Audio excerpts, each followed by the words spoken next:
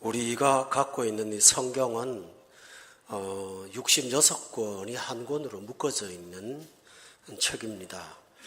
이 가운데서 여러 가지 시적인 표현도 있고 또 문학적인 표현도 있고 또 율법이나 가르침도 있습니다마는 그 중에서 오늘 우리가 주목할 사실은 성경에는 역사에 대한 기록들이 상당히 많이 등장을 합니다. 구약 성경에는 역사만을 다루는 성경이 17권 나옵니다. 그런데 신약에는 한 권밖에 없습니다. 그것이 바로 사도행전입니다. 사도행전의 역사는 한 권밖에 없지만 이것은 구약의 전 역사와 신약의 전 역사를 전체로 다루는 핵심이기 때문에 내용상으로 보면 구약에 나오는 17권보다 훨씬 더 분량이 많습니다. 따라서 성경의 전 역사에 관한 기록이라고 할 수가 있겠습니다.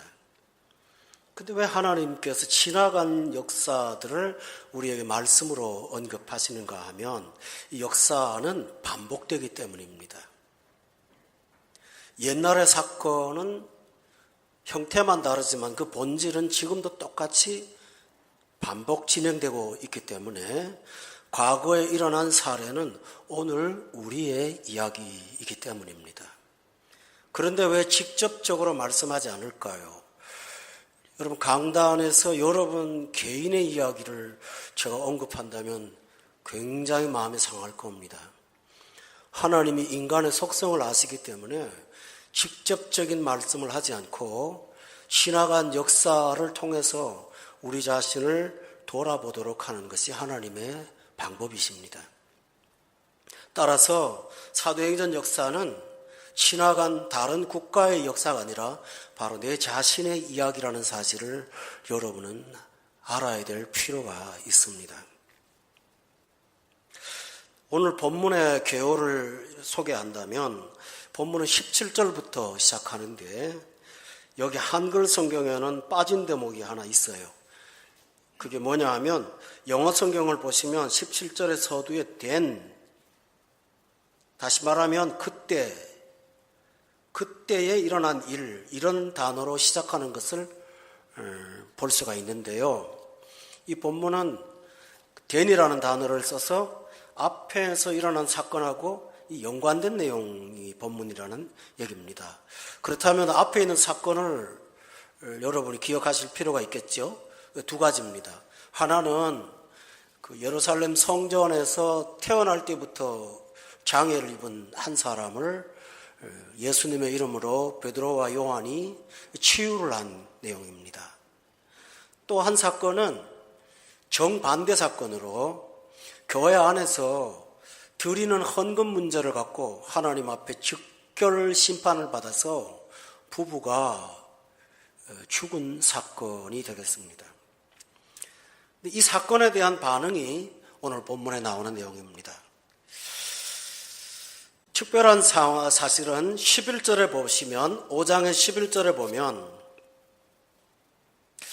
아나니아와 삽비라가 교회 안에서 즉사를 했는데 사람들이 이 일을 듣고 두려워했습니다. 이게 반응입니다. 그런데 두려워만 하지 않고 13절 끝에 보니까 그런 비극적인 사건이 일어났는데 세상 사람들이 그리스도인들을 칭송을 합니다. 좋은 반응이죠. 또 14절에 보면 칭찬만 하는 것이 아니고 믿고 주께로 나오는 자가 많아서 남녀의 큰 무리가 이 사건을 통해서 예수님을 믿게 되었습니다. 전혀 뜻밖의 결과가 나온 것입니다. 그런데 이 똑같은 사건에 대해서 17절에 보면 일반 백성들이 아닌 종교 지도자, 대제사장과 그와 함께 있는 사두개인의 당파가 이 사건에 대해서 마음의 시기가 가득해서 18절에 보니까 사도들을 옥에다가 가두어 버렸습니다. 똑같은 사건인데 반응은 극과 극이었습니다. 요한복음 1장 11절에 보면 이 내용이 나옵니다. 자기 땅에 오매 자기 백성이 영접 안 했다. 12절에 보면 영접하는 자, 곧 그 이름을 믿는 자. 이렇게 똑같은 사건을 두고 어떤 사람들은 예수를 믿고 어떤 사람들은 예수님을 믿는 복음 자체를 거부하는 것을 보게 됩니다. 그렇다면 사건의 문제가 아니라 바로 그 사람들의 마음의 상태가 복음에 관계된다라는 것을 우리가 금방 알 수가 있습니다. 오늘 저는 이 본문을 통해서 복음에 대한 긍정적인 반응, 믿음보다는 불신으로 반응하는 두 유형을 본문을 통해서 여러분과 함께 듣고자 합니다. 첫 번째 유형은 적극적으로 복음을 거역하고 반항하고 복음에 그 적대 행위를 하는 불신이 있습니다. 또 하나는 어떻게 보면 복음을 따르는 것 같은데 실제로는 불신인 존재, 은근한 불신이라고 표현할 수가 있지만 강도면에서는 더 강한 불신입니다. 이 두 가지가 오늘 본문에 등장을 합니다. 여러분, 이 말씀을 우리가 들어야 될 까닭이 무엇일까요? 바로 우리 속에 행여나 이 불신의 유형이 존재해서는 안 되기 때문입니다. 살펴보겠습니다. 적극적으로 반항하고 불신을 하는 사람들은 18절에 다시 보면 복음 전파하는 사도들을 잡아다가 옥에 가두었습니다. 여러분, 사도들이 옥에 들어갈 만한 잘못된 일을 한 거 있나요? 그들은 병자들에게 착한 일을 행했고요. 죽어가는 영혼들한테 예수 믿고 구원받으라는 복음 전파한 것밖에는 아무것도 없습니다. 그런데 옥에 갔습니다. 왜요? 어떤 법적인 문제가 있었을까요? 아닙니다. 18절에 보면 시기가 가득해서 마음의 문제입니다. 불신의 특징은 논리의 부족이나 아니면 오류 때문이 아니라 그 마음에 일어나는 마음의 문제가 복음을 거부합니다. 여러분, 우리가 예수를 믿을 때 가장 큰 장애물이 사람은 좋아야 하지 않아요? 백화점 가시는 것도 현대백화점 있고 롯데백화점 있고 그렇다면 내가 좋아하는 데를 가지 않습니까? 복음 자체는 인간 본성에게 좋지를 않습니다. 사람들은 일단 복음을 들을 때는 마음이 거북합니다. 여기 본문에 보면 시기심이라고 했어요. 그게 뭘까요? 대제사장이나 사두개인들은 이스라엘의 그 백성의 지도자들입니다. 그런데 예수님을 믿는 자들이 자기들을 떠나게 되면 잃을 것이 많은 사람들인 거예요. 왜 복음을 사람들이 거부하는가? 여기에 핵심이 있습니다. 복음을 받아들이면 자신의 인생에 손해가 된다고 여기는 것이기 때문입니다. 밖에 나가서 직장에 다니면 뭔가 얻어지는 것 있고 사람을 만나면 뭔가 내가 원하는 것들이 추구가 되는데 교회 오면 어차피 싫은 데다가 와서 얻을 거 하나도 없는데 오히려 잃을 것밖에 없거든요. 놀아야 되는 시간에 예배를 참석해야 되고 내 마음대로 하고 싶은 것들을 금해야 되고 얼마든지 기회가 있음에도 불구하고 양심의 가책 때문에 못하게 되는 여러 가지 불편한 사항들, 그리고 황금 같은 휴일을 친구들과 함께 필드에 가서 뛰어야 되는데 이런 것들을 잃어버리는 그것들이 마음에 싫은 것입니다. 여러분, 전자에 나오는 복음을 듣고 받아들인 사람들의 특징이 뭔지 아세요? 그들은 병자들이 대부분이었습니다. 잃을 것이 없는 사람들입니다. 너무 가난한 사람들입니다. 그래서 성경은 이렇게 말합니다. 복음은 가난한 자에게 전파된다고요. 부자는 바늘기가 낙타가 들어가는 것보다 더 어렵다고 말하는 까닭은 가진 것이 많은 사람들일수록 복음을 쉽게 받아들이지 못하는 경향이 있습니다. 여러분, 오해입니다. 예수님은 내가 온 것은 너희로 하여금 빼앗으려고 하지 않고 풍성케 하신다고 하셨는데 그 문턱에 들어와 보지 못하니 복음이 손해를 가져온다고 착각을 하는 것입니다. 그들은 기득권, 권력을 유지하기 위해서 복음을 거부했습니다. 그러나 26절에 한번 보십시오. 성전 맡은 자가 부하들과 같이 가서 그들을 잡아왔으나 강제로 못하고 있습니다. 저항하지 않는 사도들은 옥에 함부로 가두면서 다수의 군중들은 두려워했습니다. 여러분, 스스로 가졌다고 여기지만 가진 것일까요? 사람들이 교회에 올라니까 잃을 것이 많다고, 내가 너무 가진 게 많다고 생각하지만 실제로 여러분은 가진 사람들일까요? 권력을 갖고 자유롭게 살지 못하고 일반 대중들을 두려워하면서 벌벌 떠는 그들의 모습은 얼마나 이중적인 삶의 모습입니까? 누가복음에 보면 부자가 자기 재산을 자랑하죠. 너무 소출이 많으니까 창고를 많이 지어서 쌓아놓고 내 영혼아 먹고 마시고 즐기자라고 독백을 합니다. 자기는 가진 게 많은 거예요. 그런데 예수님께서 이렇게 말합니다. 어리석은 자요, 오늘 밤 내 영혼을 내가 찾는다면 이것이 누구의 것이 될 것인가? 성도 여러분, 세상을 소유한 것은 가진 것이 아닙니다. 그런데 이들은 가졌다고 착각하기 때문에 복음을 거부하고 있는 것입니다. 둘째 이유는 자기 말이 틀렸다는 것이 거북스럽습니다. 여러분, 불신은 나름대로 논리가 있습니다. 내가 이래서 예수 안 믿는다라는 게 있습니다.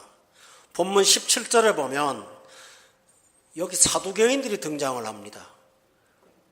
여러분, 이스라엘의 지도층은 양분되어 있는데 바리새인하고 사두개인으로 양분되어 있습니다. 사내들인 공회당이라고 하는 지도 구성원들은 반반씩 나누어서 구성되어 있는데 왜 하필이면 바리새인은 없고 여기 사두개인들만 나타날까요? 특별히 사두개인들이 더욱 시기심이 컸었습니다. 그 까닭이 있습니다. 바리새인들은 초자연을 인정합니다. 사두개인은 인정하지 않습니다. 기적이 일어난 것에 대해서 바리새인들은 기존부터 기적을 인정했던 사람이니까 문제가 없습니다. 그런데 사두개인은 나면서 안전뱅이가 일어나는 것, 기적으로 죽는 것을 보면서 자기들이 평소에 믿었고 고집했던 자신들의 이론이 하나도 맞아떨어지지 않는 것입니다. 여러분, 왜 불신일까요? 사람들은 자기가 갖고 있는 이해를 벗어나면 받아들이기를 거부합니다. 만약에 그래서 받아들이기를 거부한다면 여러분보다 지혜로운 석학들은 왜 예수를 믿었겠습니까? 그래서 자기 고집을 꺾지 않기 위해서 불신하는 것입니다. 그래서 그들이 한 일이 뭐냐면 감옥에 가두었는데요. 19절에 보면 그날 밤에 그들이 그토록 부정했던 기적이 또 일어납니다. 그 기적이 뭔가요? 주의 사자가 밤에 옥문을 열고 그들을 끌어내는 것입니다. 천사가 와서 옥문을 열고 사도들을 꺼냅니다. 그런데 23절에 보시면 옥은 든든하게 잠겨 있고 지키는 사람들은 여전히 문에 서 있는데 문도 열리지 않았고, 근데 열어보니까 그 안에 한 사람도 없습니다. 여러분, 무엇일까요? 기적입니다. 33절에 보면 인정해야 되지 않아요. 그런데 사두개인들은 듣고 크게 노하면서 아예 사도들을 없이 하고자 했다고 되어 있습니다. 여러분, 불신의 특징이 뭘까요? 자기 고집을 꺾지 않는 것입니다. 성경에 객관적인 증거가 있음에도 불구하고 받아들이려고 하지 않는 것입니다. 성도 여러분, 예수 믿고 새 사람이 되면 제일 먼저 일어나는 변화가 수용입니다. 뭐죠? 하나님의 말씀을 내 생각보다 더 우선으로 여깁니다. 내가 동쪽으로 가기를 원했지만 하나님께서 서쪽으로 가라고 하면 하나님을 우선순위로 따라가는 것이 신자입니다. 설령 그렇게 못했다 할 때 못했다는 자체에 대한 가책이 있는 것이지 내가 옳다고 생각은 하지 않습니다. 그러나 불신자의 경우에는 자기 고집을 전혀 꺾지 않습니다. 그리고 더 이상 그 부분에 대해서 논란을 하고 싶어 하지 않습니다. 왜 그럴까요? 어차피 나한테는 의미가 없는 것이라고 본인이 생각합니다. 이건 본인 얘기인데요. 그래서 오늘 31절에 보면 예수 믿으려면 이런 삶을 회개하셔야 됩니다. 돌아와야 됩니다. 그 과정은 31절에 보니까 여러분이 죄를 범하고 산 것입니다. 그러므로 회개하고 제사함 받아야 됩니다.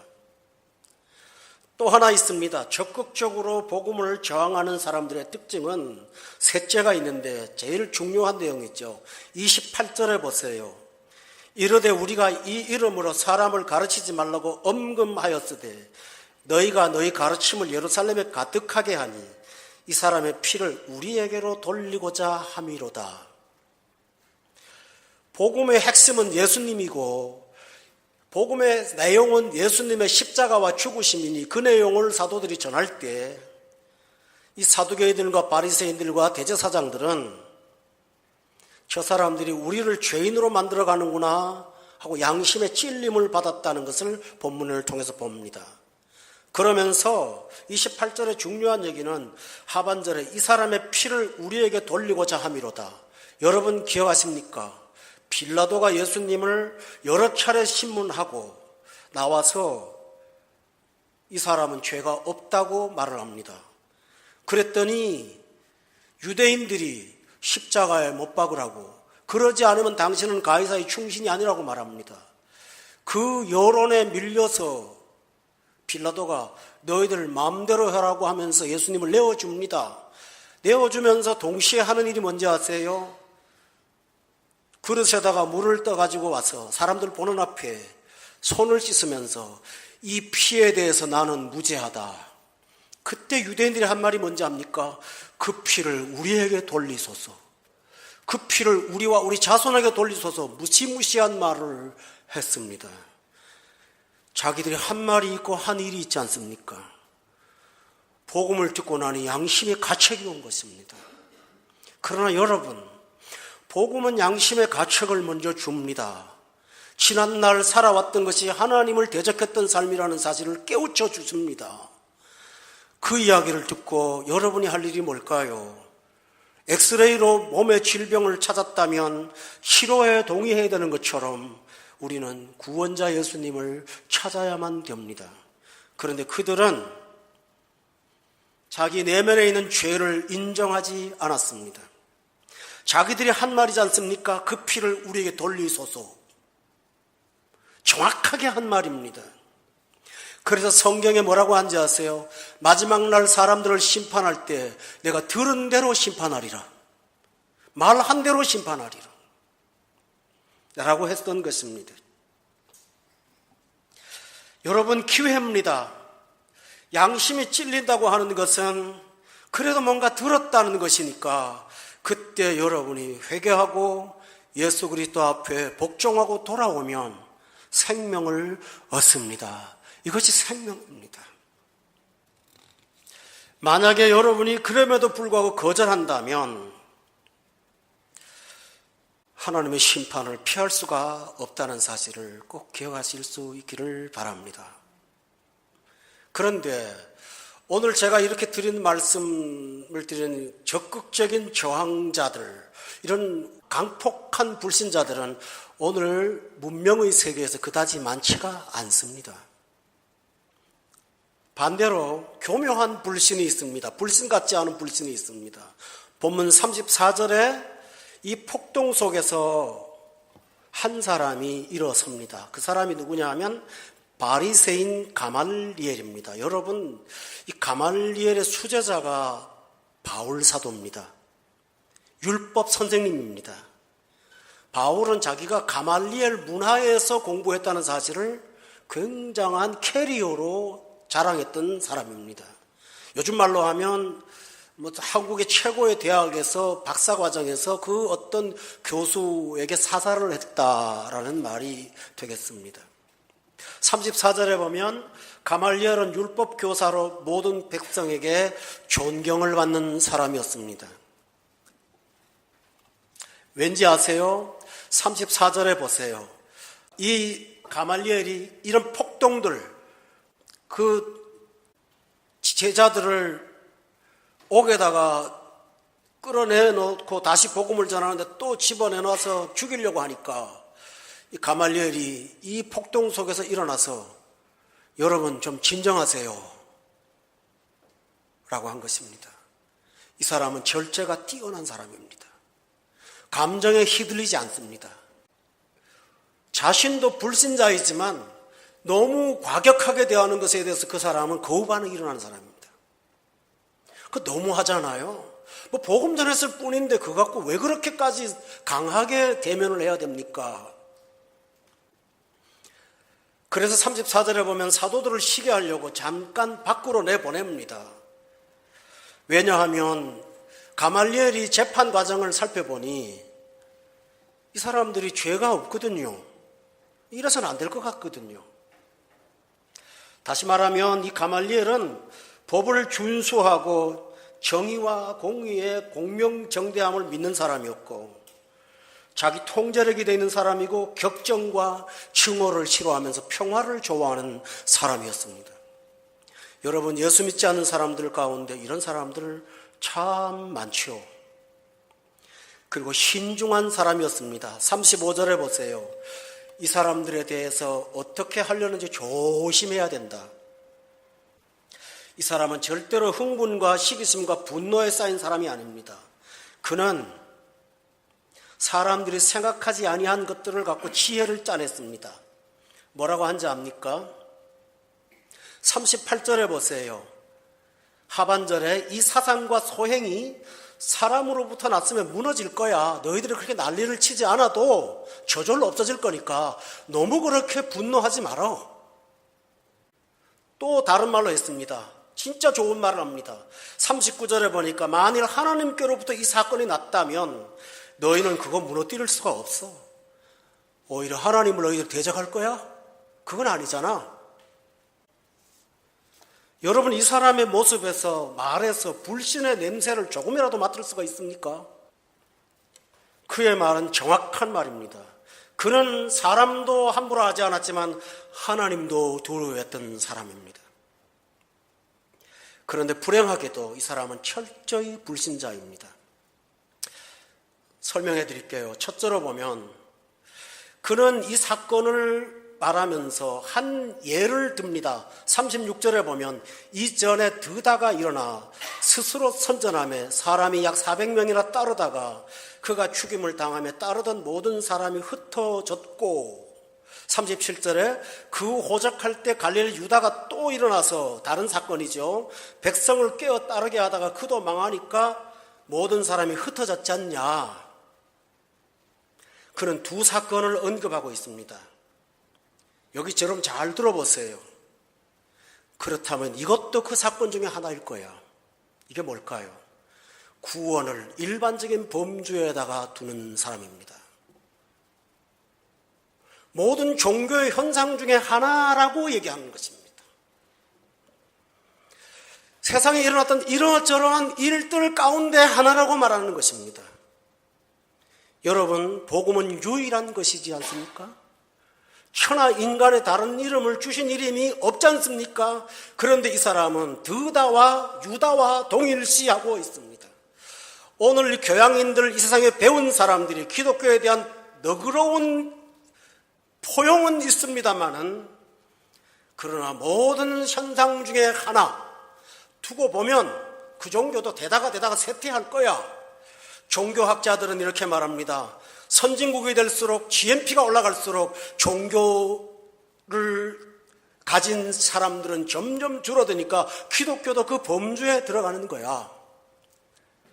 굉장히 치성적인 말입니다만은 이 속에 복음의 유일성, 복음의 독특성에 대해서는 전혀 인지하지 못하는 세상 사람일 뿐입니다. 오늘 불신자들 가운데 과격하게 감옥에다 집어넣는 사람은 매우 드물지만 이런 사고방식을 갖고 기독교인들과 괜찮게 어울려 사는 사람들이 우리 주변에 얼마나 많은지 모릅니다. 자기 견해가 있는 것입니다. 평가하는 관찰자입니다. 논문을 쓰는 하나의 학자입니다. 여러분, 여기서 또 하나 우리가 발견할 사실은 이 가말리엘은 관용의 사람이라는 사실입니다. 뭐든지 좀 적당히 해야 돼, 적당히. 세 번째로 이 사람의 하는 말이 무엇인지 압니까? 38절에 보세요. 상관하지 말고 버려둬 그냥. 오늘 많은 현대인들이 기독교에 대한 어떤 유용성도 인정하지만 자신에게 개입하지 않도록 방어막을 치고 상관하지 마. 그냥 버려둬. 한 사람이 안 변하면 신자들도 이렇게 말합니다. 시간이 해결하는 거예요. 너무 급하게 서둘지 마. 너무 그러지 마. 버려둬 봐. 여러분, 과격한 불신자는요, 세상 사람도 싫어해요. 26절에 보면 백성이 그런 사람은 돌로 치려고 그래요. 그런데요, 이렇게 점잖은 불신자는요, 반응이 어떤지 아세요? 본문 5장에 있는 말씀 가운데 40절에 보면 그들이 옳게 여겼다고 되어 있어요. 오늘 이 세상에 드리운 무서운 어둠이 바로 두 번째 유형 은근한 불신입니다. 또 하나 중요한 사실을 말씀드릴게요. 복음은 평가가 아니라 예수 그리스도와 관계는 내가 해석자가 아니라 그분이 나의 구세주가 되어야 된다는 사실입니다. 빌라도가 예수님을 신문하면서 진리가 무엇이냐? 네가 유대인의 왕이냐고 물었더니 여러분 유명한 말 했죠. 예수님이 그거 여론이냐 너의 말이냐? 제자들한테 예수님 묻습니다. 세상 사람이 나를 뭐라고 하더냐? 그래 좋아. 너희는 나를 뭐라고 하느냐? 여러분 기독교에 대한 견해를 가지고 계십니까? 아니면 여러분과 하나님과의 관계입니까? 오늘 가멜리엘은 상관 말고 버려두라. 동네 어른으로, 국가의 어른으로서 이 복음에 개인적으로 접근하지 않는 평가자일 뿐입니다. 여러분, 이런 온건한 사람이 세상을 평화롭게 할까요? 그 온건한 사람 밑에 바로 수제자가 누굽니까? 위협과 살기가 등등했던 사울이었습니다. 그 사람 때문에 스데반이 죽었습니다, 여러분. 40절에 보면 옳게 여긴 것으로 끝나지 않고 사도들을 불러 쬐칙질을 하고 금하고 놓았다고 되어 있지 않습니까? 그 사람의 영향을 받아서 마음이 부드러워졌나요? 아니요, 때렸습니다. 사단은 광명한 천사로 자신을 가장합니다. 오늘 여러분은 양쪽 불신의 어느 견해에 속았습니까? 기독교에 대한 호의, 복음에 대한 수용성, 이해해 주는 것, 너그럽게 수용해 주는 것, 이것은 믿음이 아닙니다.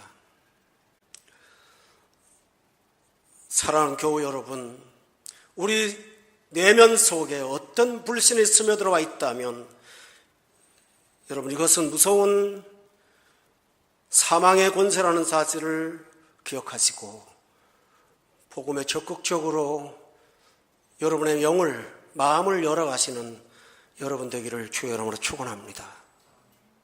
그럼 복음 믿는 사람은 어떨까요? 18절을 올라가서 보겠습니다. 옥에 가두었습니다. 19절에 봅시다. 옥문 열고 끌어냈습니다. 20절에 보겠습니다. 집에 돌아가라고 하지 않았습니다. 성전에 다시 가서 이 생명의 말씀을 다 백성에게 말하라고요.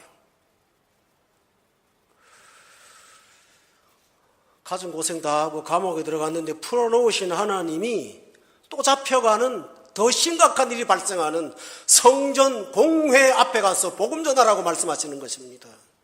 그런데 사도들은 굉장히 기뻐하면서 성전 앞에 가서 하나님 말씀을 전했습니다. 성도 여러분, 불신자는 자기를 챙기기 위해서, 자기 이기심을 보호하기 위해서 모두가 다 노력하지 않습니까? 바리새인과 사두개인은 시기심이 가득했고, 사내들인 공회당의 율법사 가말리엘은 존경을 잃지 않았지 않습니까? 기가 막힌 수를 통해서 자기 얻을 것을 다 얻고도 평화를 평정했던 사람 아닙니까? 여러분, 그런 사람 대통령 시킬 만하지 않습니까? 세상은 그런 사람들이 구원자라고 착각합니다. 그런데 하나님은 사도들을 꺼내서 또 밖에 나가서 복음 전파하게 해서 군중을 소위 말하면 흥분시켰습니다. 32절에 보면 왜 그렇게 하는지 이렇게 말합니다. 우리는 그 일의 증인이라고. 나는 보고 목격했다고. 그러면서 29절에 이렇게 말합니다. 사람보다 하나님께 순종하는 것이 마땅한 것이 아니냐고. 성도 여러분, 이 사람들이 불과 100일 전만 해도 어떤 사람이었지요? 예수님이 세수의 대야에다가 물을 떠서 발을 씻길 때 그들은 누가 크냐 서로 논쟁했던 이기심의 사람들이었지 않습니까? 그런데 거듭나고 성령으로 새 사람 된 다음에 그들은 강한 사람, 새 생명의 사람이 되었습니다. 여러분, 우리 신자들이 따라야 될 유형이 가말리엘일까요? 사도일까요? 그들은 존경받지 못했습니다. 복음을 전할수록 33절에 듣고 크게 노함을 당했습니다. 40절에 보면 매맞았습니다. 또 금했습니다. 그런데 41절에 이 일은 슬퍼도 해야 되는 일이라 하지 않고 사도들은 그 이름을 위하여 능욕받는 일에 합당한 자로 여기심을 기뻐하면서 공회 앞에 떠났습니다. 여러분, 정리를 해봅시다. 자기 기득권을 유지하기 위해서 권력을 사용했던 대제사장과 사두개인들은 마음에 기쁨이 없고 두려워했습니다. 가말리엘은 기가 막힌 술수를 통해서 평정을 한 것 같지만 그는 결국 자기 수제자가 사람을 죽이는 살인자가 되는 것을 목도해야 했을 것입니다. 그러나 사도들은 매맞고 복음 전하고 옥에 들어가면서 기뻐했는데 그들을 통해서 이 세계가 바뀌지 않았습니까? 이 세상이 변하지 않았습니까? 영혼이 달라지지 않았습니까? 여러분, 오늘 본문의 말씀을 통해서 우리는 불신과 믿음의 차이가 얼마나 큰지를 발견할 수가 있습니다. 42절에 보면 그들이 날마다 성전에 있든지 집에 있든지 예수는 그리스도라고 가르치기와 전도하기를 그치지 아니하면서 그들은 그 어려운 상황 속에서 여전히 생명을 전했습니다. 왜 그럴까요? 20절에 오늘 설교 제목이 있습니다. 그들이 하는 말은 이 생명의 말씀이기 때문입니다. 들어야 되는 거든. 이 생명의 말씀입니다. 왜 생명의 말씀일까요? 성도 여러분, 생명의 말씀의 핵심은 예수님이 있습니다. 30절에 보면 나무에 달아 죽인 예수가 하나님이 살리신 분이시고 31절에 이스라엘에게 회개함과 제사함을 주시려고 임금과 구주가 되신 분이 우리 주 예수님이십니다. 여러분이 예수 그리스도를 영접하면 생명 얻습니다. 영생 얻습니다. 그리고 새 생명으로 사도들처럼 살아갈 수 있습니다. 세상에 생명을 주고 빛을 주는 사람이 될 수가 있습니다. 가말리엘처럼 사는 사람은 세상에 인정은 받겠지만 하나님께 인정받지는 못합니다. 바리새인과 사두개인들은 기가 막힌 기회를 만났지만 그들은 거역했음으로 인해서 그들은 마침내 하나님 앞에 심판 앞에 서게 될 것입니다. 그러나 사도들은 모두가 다 복음 전하다가 죽었지만 그들을 통해서 우리가 나오지 않았습니까? 오늘 여러분도 여러분을 통해서 새로운 생명들이 많이 나타났으기를 예수 이름으로 축원합니다. 기도하겠습니다.